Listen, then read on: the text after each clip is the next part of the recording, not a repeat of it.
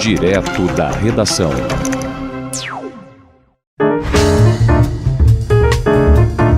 Mundioca, o podcast que fala sobre as raízes do que acontece no mundo.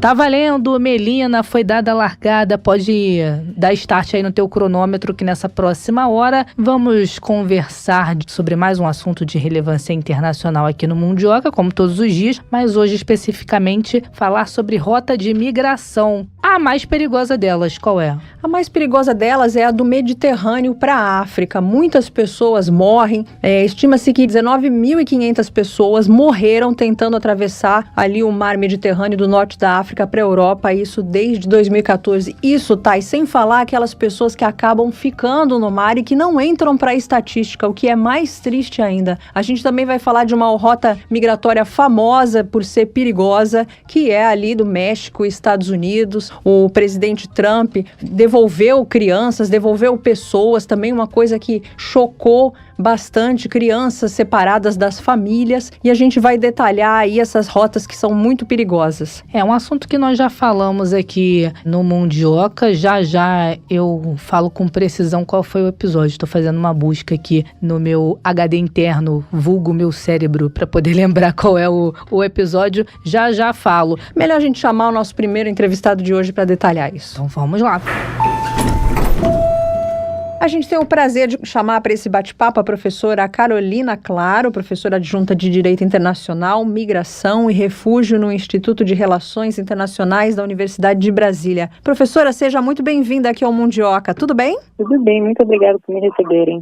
Professora, foram mais de 140 mil imigrantes que utilizaram a rota do Mediterrâneo, que é considerada a mais perigosa do mundo, em 2022, isso segundo relatório do Centro de Migrações Mistas. Em que condições, eu gostaria de te perguntar, essas pessoas tentam imigrar e por que essa é considerada a rota mais perigosa do mundo? Pois é, essa rota é extremamente perigosa antes dela ocorrer, quando ela ocorre e depois. E as questões são várias, especialmente relacionadas aos motivos pelos quais essas pessoas migram. Na sua maioria são pessoas em situação de refúgio, pessoas também que são traficadas, são vítimas de tráfico de pessoas, pessoas apátridas que estão em situação de refúgio, pessoas buscando melhor condições de vida, então seriam considerados no âmbito geral como migrantes econômicos, enfim. Então há várias espécies migratórias, há várias categorias migratórias, como nós chamamos. Por isso são considerados fluxos migratórios mistos, mas dentro deles há muitas pessoas em situação de refúgio.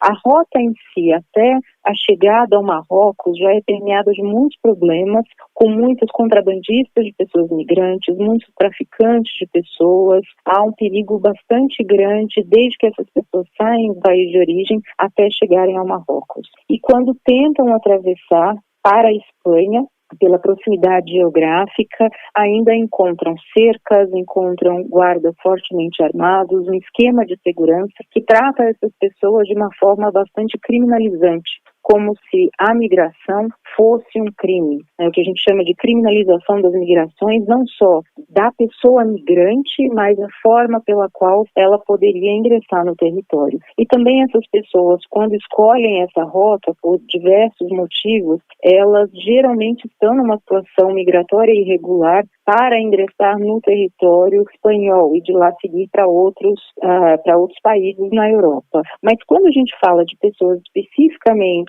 em situação de refúgio, que vão buscar refúgio na Espanha ou outros países da União Europeia, não há que se falar numa irregularidade migratória, pelo menos do ponto de vista dos tratados internacionais. O que acontece é que a legislação dos países, e mais do que isso, as políticas para essas pessoas migrantes e refugiadas, as trata como indocumentadas, como irregulares, mesmo quando a solicitação de refúgio virá a ser pedida, virá a ser solicitada.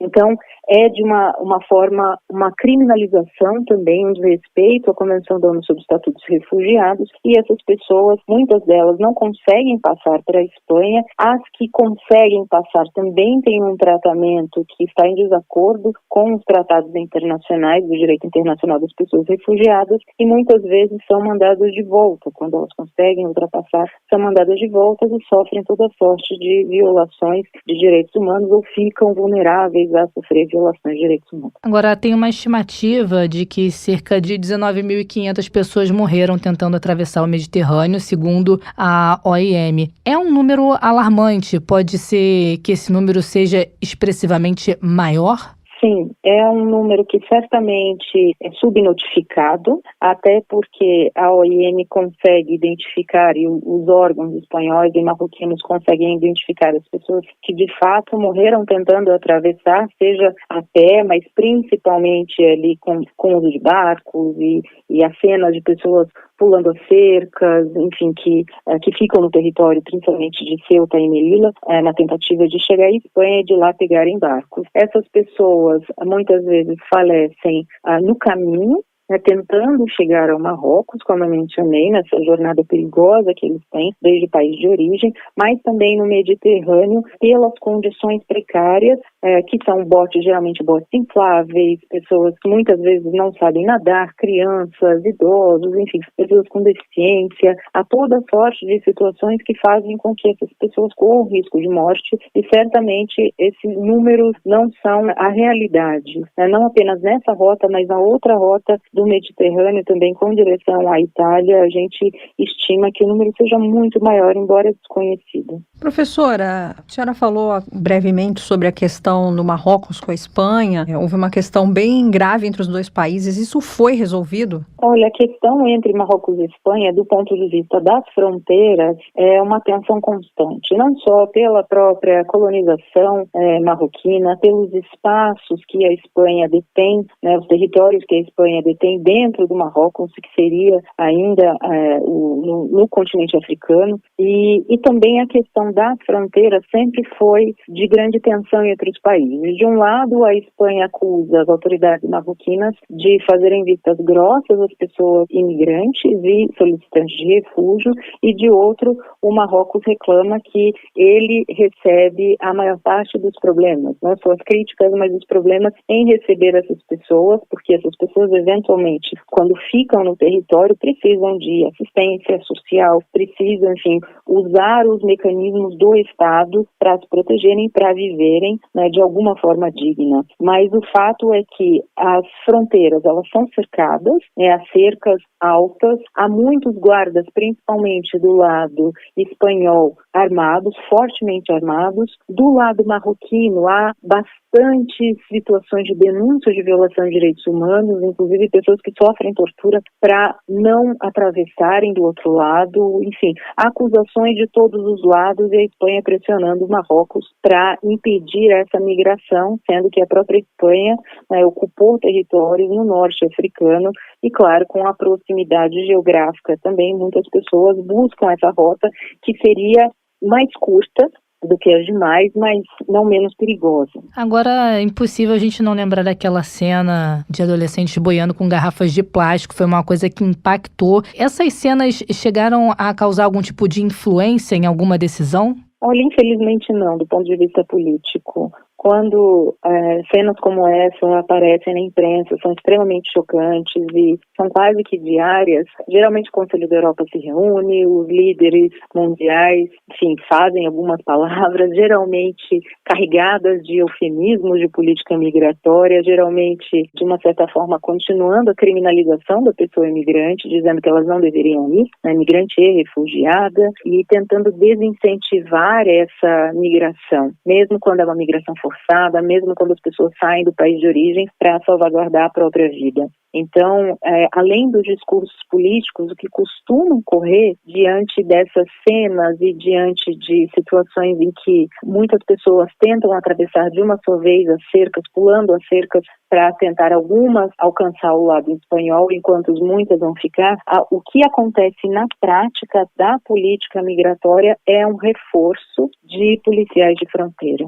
Então, é uma maior restrição migratória do que propriamente uma comoção nacional de se ajudar essas pessoas. De um outro lado, também as organizações humanitárias são bastante importantes, entre elas o próprio Alto Comissariado da ONU para Refugiados, que atua nesses enclaves espanhóis no Marrocos. Então, eles prestam assistência, inclusive jurídica, assistência social a essas pessoas, além do que em outras organizações, também não só organismos internacionais, mas organizações da sociedade civil, que prestam assistência a essas pessoas, de toda sorte, fazendo com que, na prática, essas pessoas não sejam protegidas pelos estados e situações como essas, das pessoas migrantes tentando atravessar com botes infláveis, com garrafas ou mesmo pulando a cerca, seja mais utilizadas posteriormente como retórica política para negar uma proteção de pessoas refugiadas ou das pessoas migrantes do que propriamente o Estado se posicionar e proteger essas pessoas. Professora, já ouvi até aqui numa entrevista do Mundial com um especialista, né, falando sobre a Itália,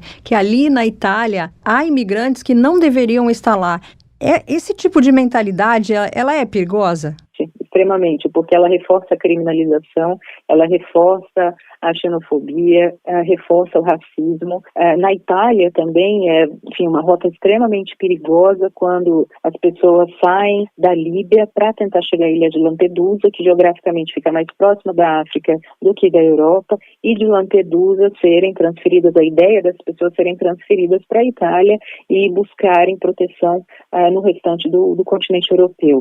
Também é uma rota extremamente perigosa. Essas pessoas fogem pelos mesmos motivos, são pessoas muitas vezes traficadas, vítimas de tráfico de pessoas, são pessoas migrantes por diversos motivos, por motivos econômicos, por motivos ambientais, são pessoas em situação de refúgio, são pessoas apátridas, enfim. E quando a gente propaga essa ideia de que a pessoa migrante não é bem-vinda, é extremamente perigoso, ainda mais quando a gente olha para governos de direita e extrema-direita e que reforçam a ideia de se criminalizar a pessoa migrante e não aceitá-las no território e não fazer jus às normas de direito internacional e de direito interno vigentes nesses países, sobretudo os países da fronteira externa da União Europeia, que acabam recebendo um número maior de pessoas migrantes justamente pela questão geográfica, por estarem ali próximos aos países de onde muitas dessas pessoas vêm. Não apenas a gente olhando ali para o Mediterrâneo, mas a gente olhando para as outras rotas em que as pessoas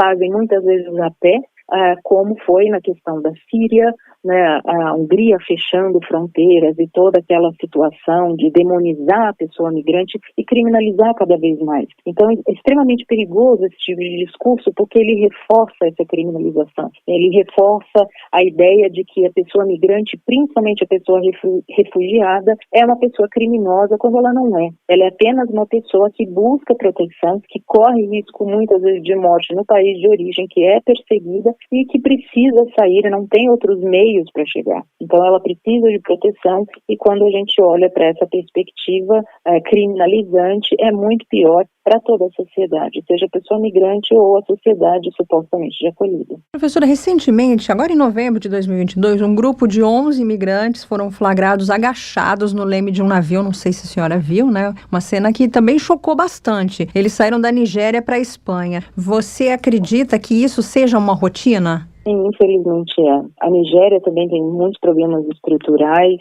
e pessoas que não conseguem migrar pelas vias regulares e geralmente pessoas que não conseguem se deslocar pagando própria passagem ou tendo um visto, né, para chegar em outro país, buscam essas rotas, muitas vezes também com promessa de emprego, né, e que na verdade não se concretiza, e essas pessoas acabam também arriscando a vida mais uma vez em navios, que é extremamente comum no Brasil. A gente escuta falar menos sobre isso, mas também ocorre, né, os trajetos, inclusive de crianças traficadas, que vêm nessas situações. E a situação, infelizmente, não tende a mudar porque o controle passa a ser maior. o controle migratório com essas cercas, com essas políticas mais restritivas, com a retórica. E como eu mencionei, as pessoas não vão deixar de migrar, principalmente quando elas precisam proteger a própria vida, garantir sobrevivência. Então elas vão se colocar em situações arriscadas como essas, né, de serem encontradas, se colocarem em navios, né, em locais extremamente perigosos, ou usarem botes infláveis,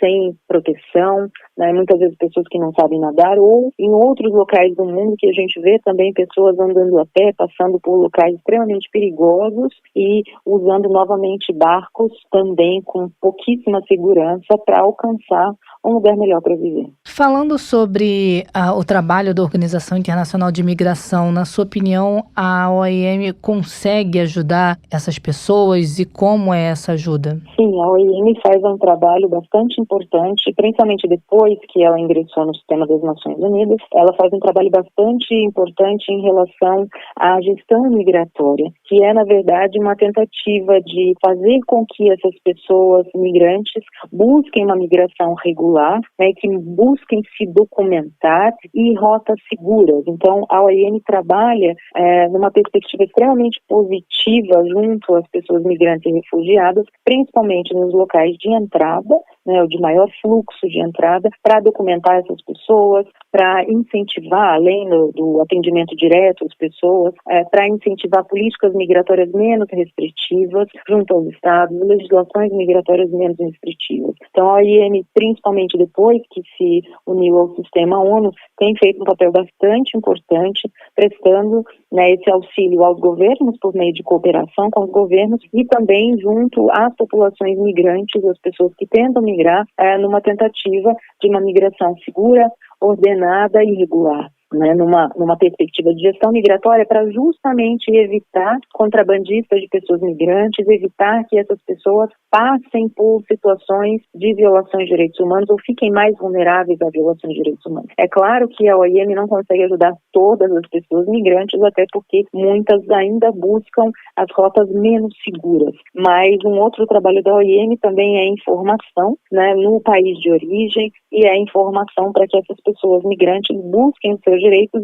e não numa tentativa de não migrar, mas numa tentativa de correr menos riscos na jornada, e entre esses riscos também a documentação é extremamente importante, porque o status migratório que essas pessoas vão receber no país onde elas almejam chegar é bastante importante para garantir a entrada e estada dessas pessoas e também o respeito aos seus direitos humanos minimamente considerados. Agora, professora Carol, queria que você falasse um pouquinho sobre um problema antigo, que são os mexicanos que tentam a qualquer custo, né, às vezes até da própria vida, entrar nos Estados Unidos. A política anti-imigração nos Estados Unidos é uma política de Estado, né? Mas como é que o México tem lidado com isso? O México, ele é forçado pelos Estados Unidos, digamos assim, né? Ele é incentivado economicamente pelos Estados Unidos, além de politicamente, a segurar essas pessoas migrantes do seu lado, né, no seu território. Então, com construção não só de muro, a ideia de muro é muito antiga e em algumas partes da fronteira ele existe, apesar, né, da fronteira natural também de rios que permeiam a região fronteiriça. Mas os Estados Unidos, eles com essa política de Estado que independe de partido republicano, de partido democrata, né, faz com que o México também tenha uma maior preocupação, né, e uma maior necessidade de organização interna em relação às pessoas migrantes que vêm de vários locais do mundo, né, que vêm do Triângulo Norte da América Central, que vêm da América do Sul, que vêm de países africanos, de países europeus e usam o México como uma porta de entrada também para os Estados Unidos. O México tem nessas décadas, né, muitas décadas, principalmente nas últimas 4 décadas, tem tido ajuda de organizações humanitárias para ajudarem essas pessoas, para prestarem assistência às pessoas migrantes solicitantes de refúgio, desde ali a fronteira com a América Central até a fronteira com os Estados Unidos, para tentar fazer com que essas pessoas tenham uma maior assistência, inclusive pessoas que são traficadas, que são vítimas de tráfico de pessoas e também pessoas contrabandeadas, entre elas as crianças. Há muitas crianças desacompanhadas que fazem esse trajeto e que são muitas vezes devolvidas pelos Estados Unidos, né? A gente teve no governo Trump que prendia essas crianças, separava das famílias, quando as crianças iam com as famílias, separava, e o México acaba recebendo de volta essas crianças. E é curioso que os Estados Unidos devolvem qualquer pessoa imigrante e refugiada e solicitante de refúgio, quando não dá acesso aos instrumentos de reconhecimento da condição de pessoa refugiada, devolve para o México, não para o país de nacionalidade das pessoas, quando essas pessoas têm nacionalidade, mas eles devolvem tudo para o México. Então, essa questão fronteiriça sempre foi e continua a ser bastante difícil para as pessoas migrantes. Claro, traz também uma maior preocupação a todo o sistema governamental mexicano, mas as organizações internacionais e as organizações da sociedade civil também surgiram com o intuito de proteger essas pessoas, de fazer o que o poder público muitas vezes não consegue, não é que não quer, mas que não consegue fazer, no caso mexicano, e elas têm sido bastante importantes. Inclusive, em relação à documentação dessas pessoas, ou uma tentativa de dissuadir essas pessoas, algumas vezes, de ingressarem no território estadunidense, justamente pela dificuldade que elas vão ter e da possibilidade altíssima de deportação. O sistema estadunidense facilita a deportação, né, e a deportabilidade da pessoa migrante quando não só ele criminaliza, mas quando ele viola os direitos humanos e os direitos de acesso a reconhecimento da condição de pessoa refugiada. Dá para classificar, professora, onde a situação é pior, se é pior nos Estados Unidos ou na Europa, nesse acolhimento dos refugiados? Olha, é difícil. Se não fossem as organizações da sociedade civil na Europa, nos Estados Unidos, enfim, no próprio ali norte da África, ou mesmo até na Austrália, que é um país também que tem uma política migratória muito securitária e muito restritiva às pessoas migrantes. Se não fossem essas organizações da sociedade civil, seria muito mais difícil, a gente veria muito mais violações de direitos humanos das pessoas migrantes e refugiadas. As fronteiras são extremamente tensas, tanto os Estados Unidos e México, no sentido de os Estados Unidos não deixarem pessoas entrarem no território, né, e de tratarem completamente em desacordo com o próprio direito internacional, e na Europa também há uma política extremamente difícil, extremamente violadora dos direitos humanos das pessoas migrantes e refugiadas, e que traz também dificuldades para o próprio sistema europeu, na medida em que as pessoas que solicitam refúgio na Europa têm que hoje, ainda vigente pelo regulamento de Dublin, precisam fazer o pedido de refúgio no primeiro país de entrada, fazendo com que países como Itália, Hungria e Espanha recebam maior número de solicitações de reconhecimento da condição de pessoa refugiada, e esses países têm que manter essas pessoas nos seus territórios enquanto o pedido não for analisado. Então, existe uma tensão muito grande na própria política, não só da União Europeia, mas na política interna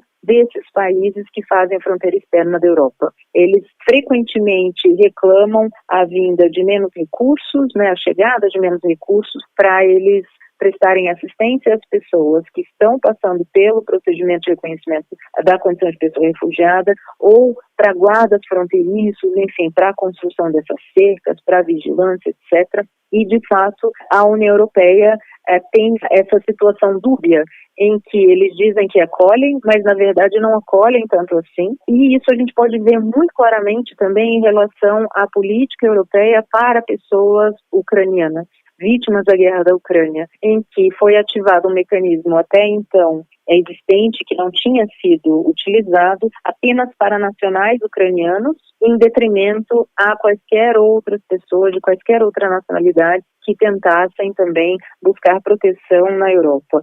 Então, na prática, isso se mostra bastante violador de tratados internacionais, na medida também em que esses países se utilizam fortemente de eufemismos em política migratória, criminalizando a pessoa migrante. Nos Estados Unidos também é extremamente comum, na Austrália é extremamente comum, essas pessoas migrantes e solicitantes de refúgio não apenas serem rechaçadas, mas serem devolvidas e muitas vezes essas pessoas acabam também ficando em prisões pagas pelos estados fora das suas fronteiras, o que é bastante comum no caso da própria União Europeia e é bastante comum também no caso da Austrália, que criou prisões, criou centros de detenção, eles chamam de centro de processamento, mas não deixa de ser uma prisão, uma detenção, para que essas pessoas solicitantes de refúgio aguardem a decisão do seu pedido e essa decisão nunca chega. Para encerrar, professora, trazendo essa conversa, aproximar o assunto aqui para o Brasil. A senhora lembrou em 2015, né, quando teve a guerra na Síria. Eu lembro que nessa época tinham muitos sírios aqui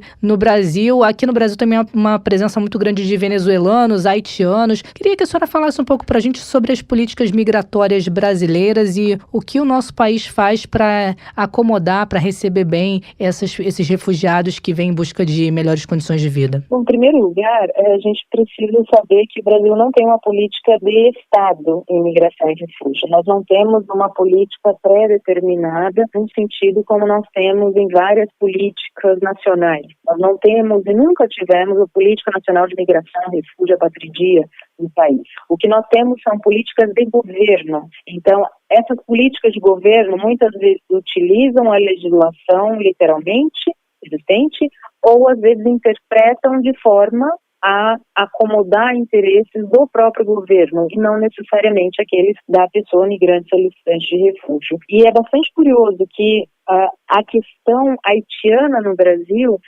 a partir de 2010, com o terremoto de 12 de janeiro de 2010, trouxe um maior questionamento sobre a política migratória brasileira, não que não houvesse antes, mas as pessoas migrantes solicitantes de refúgio passaram a ser mais olhadas pelo público em geral, né? Fora nós que já trabalhávamos, né? As pessoas que já trabalhavam no direito, na política e com atendimento em geral a pessoas migrantes e refugiadas no país. Então, a partir da questão haitiana, se viu muito claramente que o país não estava preparado para receber, mesmo que um contingente pequeno de pessoas que viessem num só fluxo ou que viessem poucos meios. E mais do que isso, o Brasil não utilizou a própria legislação na questão haitiana. Então, apesar de um governo progressista à época, apesar de políticas de direitos humanos, as pessoas migrantes e refugiadas não foram e não têm sido na história brasileira respeitadas da mesma forma, né? Ao contrário do que muitas vezes a gente pode vir a achar erroneamente. Então, a questão haitiana mostrou que o Brasil não estava preparado, que o Brasil não utilizou, o governo brasileiro não utilizou a legislação existente, que é a Lei de Refúgio, a Lei 9474 de 97, portanto, não documentou essas pessoas como solicitantes de refúgio, e muitas eram, legitimamente, não pelas questões ambientais, que não traz a perspectiva de refúgio, mas sim por grave e generalizada violação de direitos humanos no país de origem, o que era extremamente claro no Haiti e continua. Na questão síria, o governo brasileiro já tomou uma outra posição por questões de proximidade com a comunidade síria, sobretudo de São Paulo, por questões políticas, sociais, mas por questões de um grupo pequeno que fez um lobby para que existisse, fosse publicada uma resolução específica para facilitar a vinda de pessoas sírias no Brasil. Essas pessoas tinham visto de turista facilitado e chegando aqui pediriam reconhecimento da condição de pessoas refugiadas. Foi um tratamento importante, foi uma modificação importante, mas infelizmente não foi utilizada na questão haitiana. E na questão venezuelana, o Brasil de novo patinou, né? O Brasil esperou muito a questão se tornar bastante perigosa do ponto de vista de conflitos sociais, sobretudo ali em Roraima. O governo brasileiro ficou distante, vendo a situação ocorrer, sobretudo o governo federal, o governo estadual e o governo municipal e os governos municipais de Pacaraima e Boa Vista pediam ajuda e num primeiro momento, sobretudo a partir ali de 2015 e 2016, passaram a receber assistência social do governo federal, mas especificamente por conta de 2 ou 3 pessoas que estavam preocupadas com o assunto e que foram até Boa Vista para prestar ajuda em nome do governo federal. Mas como política migratória demorou demais para o governo agir. E apenas em fevereiro de 2018 foi criada a Operação Acolhida com uma estrutura que é extremamente importante e que é vista como uma estrutura que é avançada no que se diz ao acolhimento, no que diz respeito ao acolhimento das pessoas migrantes e refugiadas, porque conta não apenas com o governo, com a participação do governo, mas com organizações da sociedade civil parceira e organismos internacionais. E a Operação Acolhida foi criada também como um reflexo da própria coordenação humanitária criada em 2017, no final de 2017, pelo secretário-geral da ONU, que criou um mecanismo regional de ajuda humanitária às pessoas migrantes e refugiadas provenientes da Venezuela. O Brasil tem um papel extremamente importante. Finalmente, o Brasil mostrou que tem condições de fazer uma política migratória inclusiva e uma governança migratória, mas ele não faz sozinho. Então, finalmente, o Brasil mostrou que depois da questão haitiana, depois da questão síria, ele aprendeu as lições, né? Não que não devesse ter agido antes, mas ele aprendeu as lições e conta com organizações da sociedade civil, com organismos internacionais parceiros. E sem eles, a política migratória brasileira hoje não teria os resultados que tem. Tem problemas, sim, muitos, principalmente problemas estruturais, porque a Operação Acolhida, infelizmente, não tem mexido nas estruturas municipais e estaduais de Roraima. Isso significa que, uma vez que acabe a Operação Acolhida, né, ela existe há alguns anos, mas algum dia ela deve acabar. Significa que o dia que acabar a Operação Acolhida, nenhum investimento foi feito no Estado e nos municípios, o que pode voltar a gerar conflitos, o que pode voltar a gerar problemas, sobretudo para a população que não migra dali. A população venezuelana indígena e a população não indígena que não quer sair dali, que espera as condições melhorarem no seu país de origem, as condições econômicas, de abastecimento e também as questões políticas, porque há uma repressão bastante forte do governo contra opositores, né? Então, muitas das pessoas não querem migrar, querem ficar em Roraima esperando a situação melhorar para voltar. E na medida que a Operação Acolhida vem acabar sem mexer nas estruturas do Estado, sem um real investimento, sem uma melhoria das próprias condições do Estado e capacitação dos servidores públicos do Estado e dos municípios de acolhimento das pessoas migrantes e refugiadas, a gente vai ter algum problema. Mas, de fato, o Brasil evoluiu muito na questão da política migratória, ainda sem política de Estado, apenas com política de governo, e a nossa legislação mudou em 2017, melhorou muito, né, em relação à legislação anterior, que era o Estatuto Estrangeiro. Hoje a Lei de Migração garante direitos, mas na prática muitas vezes ela não é também respeitada, né, e sendo necessário e extremamente bem-vinda a atuação de órgãos como a Defensoria Pública da União, que frequentemente atua em prol da população migrante e refugiada no Brasil, levando então a judicialização ao judiciário para que essas pessoas tenham seus direitos humanos respeitados. Então, hoje nós temos no Brasil uma sociedade civil e órgãos governamentais, incluindo órgãos auxiliares da justiça, que garantem os direitos humanos, o exercício de direitos humanos das pessoas migrantes e refugiadas, e sem as quais o governo não poderia exercer a política migratória mais inclusiva, mas ainda não perfeita, ainda longe de ser excelente, né? Ela é boa, mas ela não é excelente, né?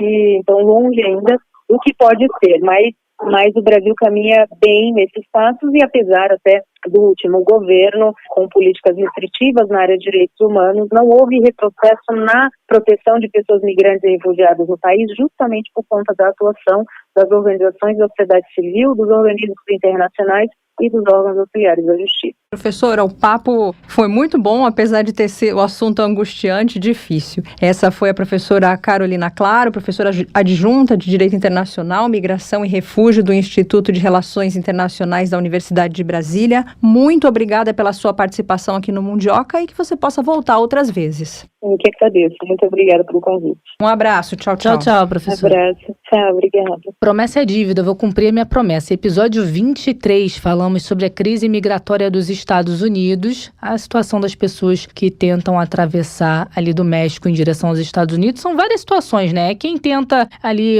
o sonho de uma melhor condição de vida, um emprego melhor, uma situação financeira melhor, e também tem a situação que falamos aqui também da Europa, de pessoas fugindo de guerra, de crise humanitária, cada pessoa com a sua história. Cada pessoa com a sua história, e só o que não pode é o país que está recebendo essas pessoas. Expulsar, né? Criminalizar, pior ainda, criar uma história como se essas pessoas fossem as vilãs. Mas vamos chamar então o nosso segundo entrevistado para falar sobre como é a acolhida, a documentação desse pessoal. Gabriel Bernardo da Silva, mestrando em Política Internacional e Direitos Humanos na University of North Carolina at Chapel Hill, nos Estados Unidos. Seja bem-vindo ao Mundioca, Gabriel, tudo bem? Olá, tudo bem? Obrigado pelo convite, Melina e Tayana. É um prazer estar aqui falando com vocês. Eu que te agradeço aí por ter separado um tempo nas suas férias para conversar aqui com a gente. Gabriel, que estuda lá nos Estados Unidos, está de férias no Brasil e arrumou um tempinho aqui para conversar com a gente sobre o tema do episódio de hoje, a questão da rota de imigração lá no Mediterrâneo. Vou começar te perguntando como é o trabalho de acolhimento das pessoas que atravessam o mar Mediterrâneo do norte da África para a Europa. Bom, vamos lá. Antes de mais nada, é um prazer poder sempre dividir um pouco da experiência que eu tive lá nos anos que eu morei e trabalhei por lá, porque muitas vezes é muito longe, a gente não fica sabendo muito das coisas, e quando acontece alguma morte, alguma coisa maior assim, aparece lá 25, 30 segundos no jornal. Então o trabalho que vocês fazem aqui, dando mais espaço para que esses temas sejam discutidos, é muito legal, é muito bacana. O acolhimento especificamente na Itália, ele começou muito confuso ali com aquela onda 2013, 2014. Ainda não é muito claro, porque cada mudança de governo muda a forma como esse acolhimento acontece. Antes de mais nada, a gente tem que falar que acontecem as operações no porto. As pessoas são resgatadas no meio do mar, a gente vai ter a oportunidade de falar um pouquinho mais sobre isso mais à frente, e elas são trazidas para o porto. E ali no porto tem a operação do Frontex, que já faz o registro dessas pessoas, já faz o registro de quantas famílias, quantas mulheres, quantos homens, quantas crianças desacompanhadas, que é um fenômeno muito importante, muito grande que acontece lá. E logo na sequência elas são enviadas para um centro de acolhida, de primeira acolhida, que é aquele espaço onde ela vai respirar. Depois de todo o trajeto, depois de passar pelo mar, de passar pelo deserto, é o momento que ela vai respirar, vai entender onde ela está, vai curar as feridas. Muitas pessoas chegam machucadas, chegam com doenças, mulheres grávidas, e aí depois vai se entender, bom, esse aqui é imigrante, esse aqui é refugiado, esse aqui a gente consegue algum documento como uma proteção internacional, como status de refugiado, e vai dar o seguimento. Então o próprio centro de acolhida, dessa primeira acolhida, é responsável por essa primeiríssima integração inicial, né? O problema maior, que é o que acontece muitas vezes, nesse centro, seja acabam não fornecendo, ou por dificuldade, né, de pessoal, ou mesmo por não querer, né? Mas é assim que funciona. Parece que é um mundo muito grande, mas, por exemplo, as operações do porto, quando eu trabalhava lá com a Cruz Vermelha, era tudo pelo WhatsApp mesmo. A gente tinha um grupo que falava, amanhã vai ter um desembarque, 450 pessoas resgatadas, quem pode? E aí a gente tinha um treinamento, participava de um treinamento, uma seleção prévia, e a gente entrava nesse grupo de resposta à emergência. Então, como eu disse, é um pouco estruturado, mas também é muito vulnerável a tudo que vai mudando na política e a tudo que a gente vai conversar aqui hoje também. Além de você, né, tem outros brasileiros que atuam no resgate de refugiados e de imigrantes? Olha, que eu conheça, não. Eu trabalhei em 3 portos na Sicília, né, na ilha. Né, a Itália é aquela bota, e tem aquela ilha fora da bota, bem na pontinha do continente. Não me lembro de outro brasileiro. Eu conheço uma brasileira, que era uma irmã, uma religiosa, né, uma irmã escaladoriana, que trabalhava comigo no porto também, mas éramos nós os 2 únicos brasileiros que trabalhávamos por lá. Agora, os migrantes que se arriscam aí nessa travessia pelo Mediterrâneo, eles vêm normalmente de qual país? Bom, basicamente, aqueles que chegam na Itália, que chegam no sul da Itália, eles vêm da África subsaariana, do Oriente Médio e do sul da Ásia. Eles vêm de muito longe, aliás, do sul da Ásia. Então, basicamente, aqueles que estão chegando na Sicília, majoritariamente, eles estão escapando de situações de subdesenvolvimento.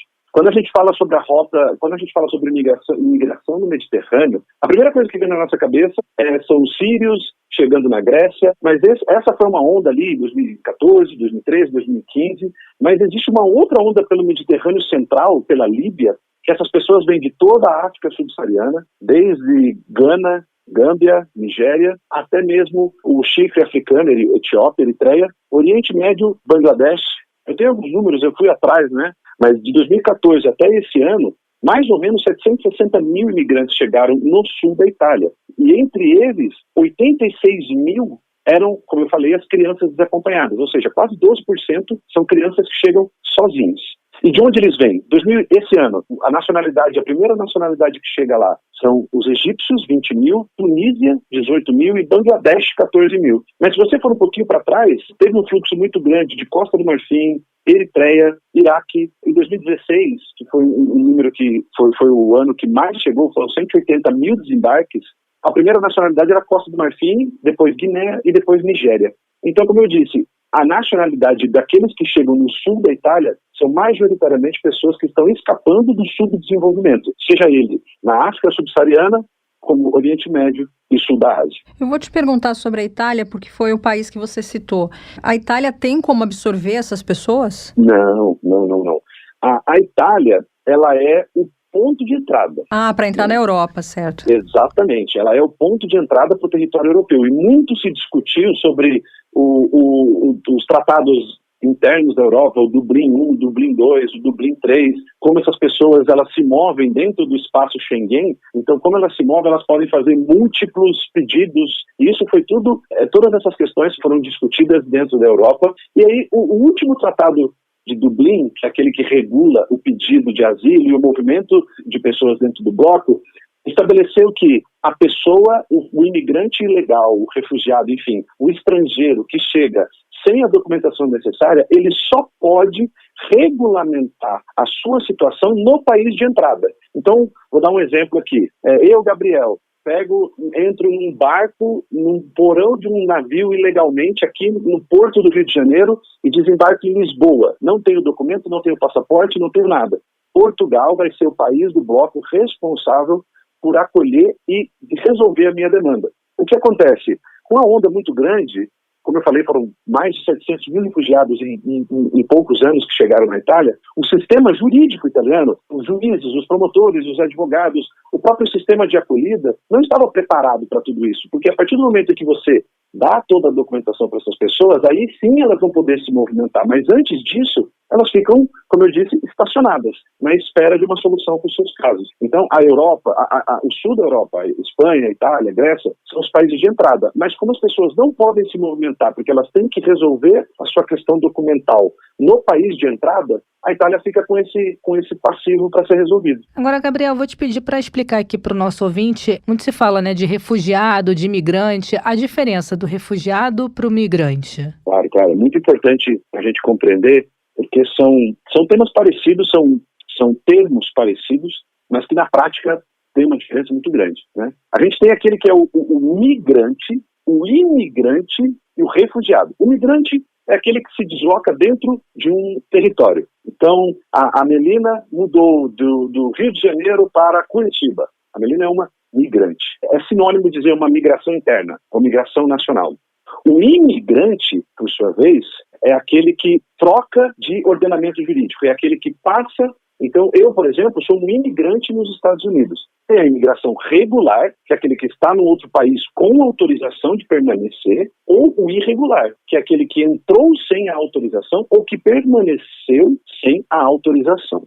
O refugiado, por sua vez, trocando em miúdos e sendo o mais claro possível, com um pouco de medo até de simplificar demais, mas o refugiado é aquele que troca de ordenamento jurídico que sai do seu país um motivo específico com o qual ele não poderia permanecer no seu país. E aí que está a questão. Aonde que está o conceito do refugiado? A gente vai lá na Convenção de Genebra, de 1951, e o artigo 1º da Convenção de Genebra diz o seguinte: para que seja considerado refugiado, a pessoa tem que ter saído, tem que ter sido perseguida e ela dá 5 motivos: raça, religião, nacionalidade, grupo social ou opinião política. Ou seja, pessoas que são imigrantes, que trocaram de ordenamento jurídico, mas que merecem uma proteção um pouco maior. Por quê? Porque se a gente mandar de volta essas pessoas para os seus lugares de origem, elas têm um grave temor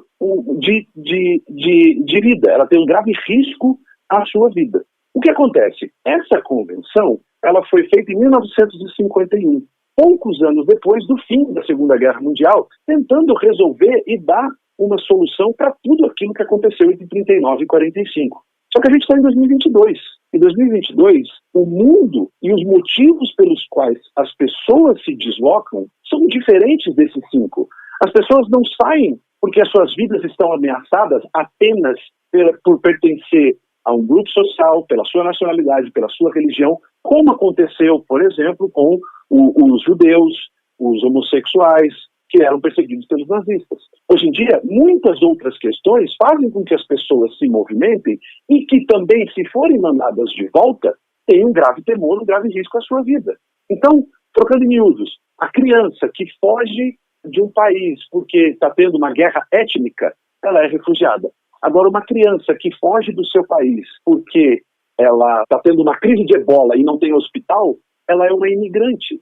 É claro que em muitos países, hoje em dia, inclusive o Brasil, compreendem o refugiado como aquele que tem um grave temor de violação dos direitos humanos. Aí a gente abre um leque muito maior. Mas isso fica à discricionariedade de cada país. A Itália, por exemplo, tem uma compreensão muito fechada e muito restrita do que seja refugiado. Porque o refugiado não pode ser mandado de volta. Basicamente é isso. Agora, qual é a posição dos países membros da Organização Marítima Internacional a respeito desse problema envolvendo as pessoas que tentam atravessar o Mediterrâneo? Bom, a gente sabe do princípio da não devolução, a gente sabe do princípio do resgate em mar. A Organização Marítima Internacional ela é um órgão, é um órgão político, né? E não só a organização, mas outras agências também já se posicionaram contra a própria Corte de Direitos Humanos, a Corte Europeia de Direitos Humanos já puniu a Itália, já existem sentenças, diversas sentenças contra essa prática de você devolver para trás, né, esse pushback, de você pegar pessoas no meio do mar, em águas internacionais, e devolver para as prisões da Líbia, e tirar da Grécia e jogar de volta para a Turquia, ou jogar de volta para a Síria. Então, não só a Organização Marítima Internacional, como outras diversas agências e organizações internacionais já se posicionaram condenando essas práticas que estão acontecendo ali no Mediterrâneo, né? Você acha que a imprensa noticia pouco? Você falou que se fala pouco sobre esse assunto, né? Mas a gente viu aquela foto dos imigrantes agachados no leme de um navio. Em 2021 também teve aquelas cenas terríveis de um adolescente, praticamente uma criança, né, com garrafas de plástico no mar, tentando chegar ali no enclave espanhol, né, em Melilla, em Ceuta. Você acha que não se dá atenção devida a esse problema? Eu acho que desde aquela foto, e você trouxe essas questões, né, mais midiáticas, essa foto dos imigrantes agarrados no barco, tudo isso tem sim a sua relevância, mas ela não dá a dimensão do fenômeno. Se a gente trazer para números, a gente compreende que a gente está falando da rota migratória mais mortal da atualidade. E isso é resultado de uma foto, e trazendo essa questão das fotos, lá em 2015 teve aquela foto, né, daquela criancinha morta na praia, que chocou e sensibilizou o mundo todo. Só que essas crises migratórias já acontecem há muito tempo. Por que será que só naquele momento, aquela foto, porque era uma criança de uma cor de pele parecida com a cor de pele dos europeus, porque era uma criança vestida mais ou menos como os europeus, então a sociedade europeia se chocou. Puxa vida, é o meu netinho, é o meu filho. Só que cenas como essa já acontecem há muito tempo. Tem aquela velha frase, né? Toda tragédia só me importa quando bate na minha porta. Mas há quanto tempo que coisas como essa, como situações como essa, não acontecem em rincões por aí da África, no meio do deserto, ou mesmo no Mediterrâneo?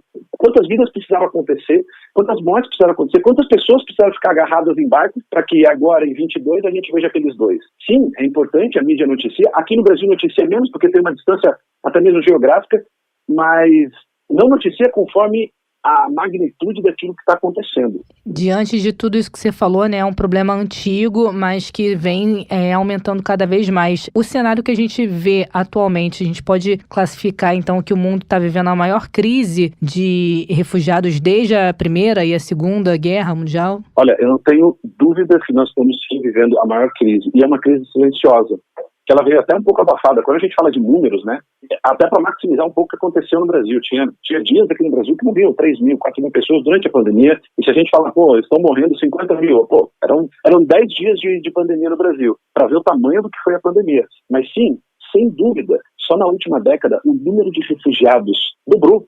E se a gente fala de refugiados, o Acnur diz que são atualmente 100 milhões de refugiados, em média, 100 milhões de refugiados no mundo. Mas os deslocados internos, ou seja, aquelas pessoas que tiveram que se deslocar dentro do seu país, ou por uma perseguição, ou por fome, ou miséria, ou crise econômica, mas que ainda não cruzaram a fronteira, ou seja, ainda não trocaram de ordenamento jurídico, ainda não são considerados com essa roupagem do refugiado, mas já fugiram dentro do seu país, são mais 59 milhões. São mais da metade daqueles que são considerados refugiados. E se a gente adicionar o que saiu recentemente no relatório de migração mundial da IOM, são 280 milhões de imigrantes no mundo, né? Muitos desses ilegais, como aqueles que chegam ali na Itália, como aqueles que chegam ali, que não são considerados refugiados, a grande maioria deles não são refugiados no termo jurídico do conceito, mas são imigrantes que passaram pelo mar, que passaram pelas torturas, que passaram pelo deserto, que passaram pelos mesmos caminhos que aqueles que chegaram, que vieram como refugiados. Então, sim, sem dúvida, nós estamos atualmente, quando eu digo, eu faço um recorte assim da última década. Estamos sim vivendo um fluxo de pessoas forçadas a se movimentar, sejam imigrantes, refugiados, deslocados internos, não importa, sem precedentes, comparável apenas com o que aconteceu com a Segunda Guerra Mundial. Agora, queria que você explicasse para a gente quais são as operações que continuam sendo realizadas ali no Mediterrâneo. Bom, quando eu comecei a trabalhar lá em 2016, eram cerca de 10 ou 12 ONGs que patrulhavam ali o mar e também tinham as operações públicas, tanto italianas como europeias, né? É só vocês aí, deem um Google, quem está nos ouvindo aí, Operação Triton, né? Triton, ou Operação Mare Nostrum. Existiam essas operações de busca e salvamento. Atualmente, até onde eu sei, né, porque acompanho, converso com amigos e quem ainda está trabalhando por lá, existem duas ONGs que têm patrulhado, que têm ainda enfrentado todas as dificuldades que foram sendo criadas a partir de 2017 no trato e na busca dos imigrantes no mar. É a SOS Mediterrâneo e a Open Arms. E alguns dos capitães dessas naves, desses navios, eles já foram até muitas vezes presos por desobedecer e entrar em águas territoriais italianas, mesmo sem autorização e tudo mais. Aliás, o governo da Itália aprovou medidas para multar instituições de caridade que estão resgatando migrantes no meio do mar. E são multas assim pesadíssimas, ou seja, a cada momento novas dificuldades para que essas organizações ou não resgatem, ou depois de resgatarem não possam desembarcar, ou depois que desembarcar não possam retornar para o mar. Quais são as outras travessias intercontinentais que você considera perigosas? E se a gente fosse colocar um ranking, qual estaria em primeiro lugar e qual estaria em segundo lugar das rotas migratórias mais perigosas do mundo? Ótima pergunta essa, porque a gente, não sou eu, né, que digo quais são as rotas migratórias, mas existem dados públicos, né, online disponíveis para qualquer um que se interessa pelo tema, que quer entender melhor, qualquer pesquisador, enfim, qualquer um que está ouvindo aqui o nosso bate-papo que se interesse por isso. Tem um projeto da IOM que se chama Missing Migrants, né, migrantes desaparecidos. São dados online públicos e é um projeto muito bom, que você consegue fazer um filtro por rota, por continente, por ano, por causa presumida da morte, por gênero. Então, para quem se interessa pelo tema, é uma mina de ouro as informações que tem ali. Antes de eu responder a sua pergunta, só fazer uma pequena observação. E isso é uma observação muito triste de ser feita. Nas operações, quando eu comecei a trabalhar ali com a Cruz Vermelha, uma das coisas que eu logo aprendi é que é o seguinte: quando morre no mar, fica no mar. Porque, muitos dos navios não têm câmara frigorífera para receber essas pessoas. E 2, é muito difícil a identificação dessas pessoas. A grande maioria, não preciso nem falar que não tem documento, não tem visto, não tem passaporte, e aí você não consegue saber a idade, a nacionalidade, então fica tudo muito presumido. Morreu no mar, infelizmente fica no mar. Isso é uma coisa muito cruel, né? É muito cruel, porque os números que vocês podem ver nesse Missing Migrants, nesse projeto Missing Migrants, são números daqueles que foram resgatados e acabaram morrendo depois por alguma situação, ou seja no barco, ou seja no desembarque. Mas ali no Mediterrâneo, não tem como a gente saber o número exato. Só se a gente ir para o fundo do mar e começar a resgatar todo mundo que está ali, todos os corpos que estão ali. Enfim, desde 2014, segundo o Missing Migrants, foram mais de 52 mil imigrantes desaparecidos nessas rotas mapeadas pelo mundo inteiro. Desses 52 mil, 25.300 são só no Mediterrâneo. Nessas 3 rotas que tem no Mediterrâneo. Você tem a rota central, a rota oriental e a rota ocidental. Então, metade de todos os imigrantes que morreram no mundo morreram ali no Mediterrâneo. E dentre as 3 rotas do Mediterrâneo, que somam 25 mil mortes, 20 mil são na Mediterrânea Central. Ou seja, como eu disse agora há pouco, essa é a rota de imigração ilegal mais mortal da atualidade. Por quê? Primeiro, a condição das pessoas. As pessoas, elas fazem viagens longuíssimas e não vão achar que é uma viagem que você pega um ônibus aqui na rodoviária do Tietê e desembarca em BH. Não. São viagens que elas viajam em cima de caminhões apinhados de pessoas, chegam num segundo país, ficam 3, 4 meses trabalhando, se prostituindo para juntar um mínimo de dinheiro, morando na rua para fazer a próxima travessia. 2, tem a questão do deserto. Segundo os relatos dos meus alunos, eu dava aula de italiano em alguns centros de acolhida. E o relato dos alunos era chocante, o que eles contavam. Bom, eles falavam que pelo menos, assim, a maioria, metade, morria no deserto, morria na travessia. São mais de 2.500 quilômetros sem nada. Sem água, sem parada, sem nada. E, obviamente, o mar e a Líbia, né, como a gente já falou. Então, é por isso, que essa é uma das rotas mais mortais da atualidade. E 2, por conta daquilo que a gente está falando aqui, da falta de patrulhamento recente a partir de 2017, com a redução das operações, sejam das ONGs, sejam das operações públicas. Então, se essas pessoas não pararam de vir, porque a gente não resolveu as crises que faziam com que elas saíam de seus países. As pessoas continuam tendo fome, elas continuam em situações de subdesenvolvimento, as guerras continuam acontecendo. Bom, se o número de chegada está diminuindo, mas o número de partidas e as situações que faziam com que elas partissem continuam as mesmas, aonde essas pessoas estão? E, infelizmente, elas estão no fundo do mar. A segunda posição, só para completar a sua resposta, a segunda posição são as rotas africanas. 12 mil, lembrando, 52 mil os imigrantes totais em 8 anos, 25 só no Mediterrâneo, 12 mil na África. Só que desses 12 mil na África, você tem várias rotas. E são dos 12 mil, metade, um pouco menos da metade, 5 mil e alguma coisa, no Saara. Então a gente pode somar essas 2 rotas e a gente pode dizer que a gente sim está falando, como eu disse, do percurso migratório no mundo mais perigoso da atualidade. E a terceira posição são as rotas das Américas, que somam 7 mil pessoas desaparecidas. Tá certo, nós conversamos com Gabriel Bernardo da Silva, mestrando em Política Internacional e Direitos Humanos na University of North Carolina at Chapel Hill. Muito obrigada, Gabriel, por esse bate-papo, por ter aceitado participar aqui do Mundioca e que a gente possa voltar a nos falar em outras oportunidades. Obrigado a vocês, obrigado a todos os ouvintes, vocês que estão acompanhando e estou sempre à disposição. Precisando, é só dar um toque. Obrigada, um abraço. Tchau, tchau. Um abraço, até mais. É isso, é um problema importante, alarmante, não dá para falar só quando tiver uma foto de uma criança, uma foto impactante circulando aí na grande imprensa, na grande mídia, tem que falar sempre. Porque é todo dia que acontece, ou seja, não é uma coisa... Como você disse no início do episódio, né, tem essa estimativa de 19.500 pessoas morrendo lá no Mediterrâneo, mas não é uma estimativa real, né, porque e quem acaba morrendo no meio do caminho? Nosso entrevistado aí falou, né, os corpos no mar ficam no mar, não são contabilizados. Sabe que quando ele falou isso, eu senti uma dor no coração. Nossa, deve ser uma experiência traumatizante trabalhar vendo isso de perto. Onde é que fica a dignidade da pessoa, os direitos humanos, né? Bom, com esse sentimento a gente vai em direção ao mundo bizarro na expectativa de pelo menos falar de alguma coisa boa que pelo menos nos faça rir nesse episódio. Mundo Bizarro. Olha, tem alguns temas que eles aqui se repetem no Mundioca, né? Já falamos sobre fezes, agora a gente tá na época do fogo, do incêndio. Falamos ontem, né? Ontem teve o incêndio no cabelo. Hoje o incêndio é onde? Hoje o incêndio é um pouco pior que no cabelo. Bombeiros ingleses acreditam que um cachorro tenha causado um incêndio em uma casa depois de acidentalmente ligar um secador de cabelo. O serviço de bombeiros de Essex, no leste da Inglaterra, disse que atendeu a um chamado após relatos de uma casa repleta de fumaça. Os bombeiros trabalharam rapidamente para extinguir o fogo depois de localizá-lo no quarto. O cachorro está esperando na porta da frente da casa quando a proprietária voltou e ambos foram tratados por inalação de fumaça, foi o que informou a corporação. Um dos bombeiros disse que a proprietária estava fora de casa e quando voltou encontrou o imóvel cheio de fumaça. Em entrevista à imprensa local, ele disse: acreditamos que o incêndio começou porque um secador de cabelo foi deixado ligado na tomada e sobre a cama. Achamos que o cachorro pode ter pulado na cama e ligado o secador de cabelo sem querer, fazendo com que a cama e o colchão pegassem fogo. Olha que perigo. Será?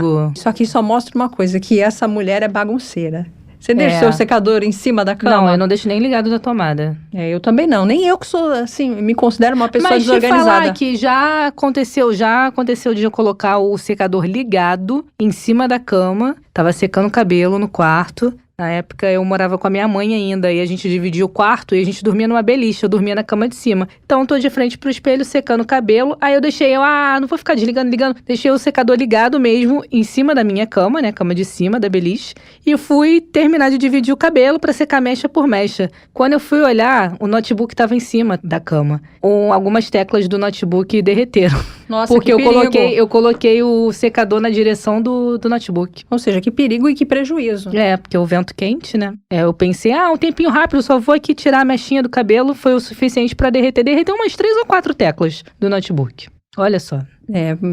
Podia ter pegado fogo, né? Podia. Agora, que safadinho esse cachorro, né? Pois é. Levadinho. Mas a culpa não é dele, né? A culpa foi da mulher que deixou na tomada. Tinha que ter tirado da tomada, porque o cachorrinho lá se movimentando pela casa, sem querer esbarrou no botão. Tá fazendo o papel dele, que é ser cachorro, né? Exatamente.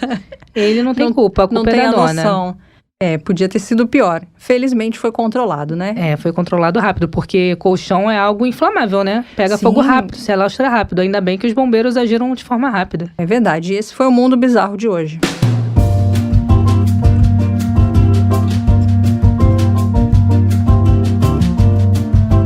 É isso então, Melina. Falei no início do episódio, falei, valendo, dá start no seu cronômetro. Agora tá chegando a hora de você pausar o cronômetro, porque o nosso tempo está quase estourando.